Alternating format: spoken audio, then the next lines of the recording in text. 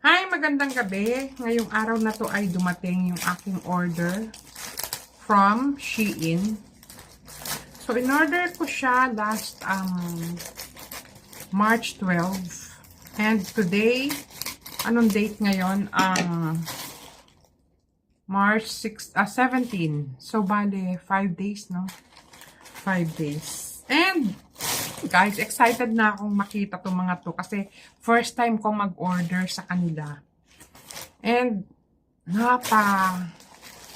napa-order ako ng 7 items yata. So, guys, ito yung una. Napakita ko sa inyo. Ito yung free yun. May free akong nakuha. Ito yung pangalawa. Pangatlo. Pang-apat. Pang-5.